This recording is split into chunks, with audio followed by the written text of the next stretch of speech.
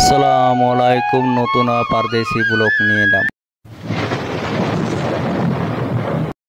বন্ধুরা কেমন আছেন? আশা করি ভালো আছেন, ভালো থাকবেন সেটাই চাই। তো আমরা আজকে পারদেশে কী করলাম, আজকে পারদেশে আমরা পরোটা বানালাম।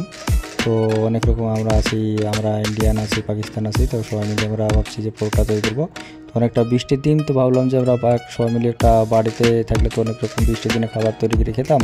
তো আমরা পারদেশে একটা কিছু বানিয়ে ফেলি। সবাই দেশে বলে আমরা পুরো কিছু করতে পারি না, কিছু করতে পারি না। তো পারদেশে এসে একটা উপকার বলতে অনেক রকমের রান্না করা শেখা যাচ্ছে, অনেক রকমের জিনিস যাই হোক আমরা যেটা করতে পারিনি সেটা সম্পূর্ণ আমরা নিজে হাতে করে খেতে পাচ্ছি। যাই হোক এই কালটা আমাদের হয়তো দেশে থাকলে পরোটাটা কিহু বানাতো, হয়তো আমরা খেতে পারতাম যে অনেকটা স্বাদ হয়েছে বলতে পারতাম।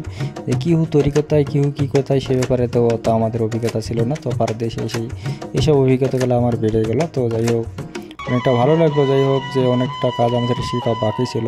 তো মেয়েরা রান্না করতে আমরা খেতাম, কিছু বুঝতে পারতাম না যে এত কষ্ট কী হয় সেরকম কিছু জানতে পারতাম না। তো আমরা আজ নিজে হাতে যখন আমরা তৈরি করতে পারছি, তো আমরা বুঝতে পারছি যে একটা মানুষের যখন তৈরি করে তখন কতটুকু কষ্ট হয়। আগুনের মধ্যে আগুনের তাপ পুরো সহ্য করার পরে যে একটা খাবার তৈরি করা যে কত বড় কষ্ট যে বানায় সে ছাড়া বলতে পারবে না।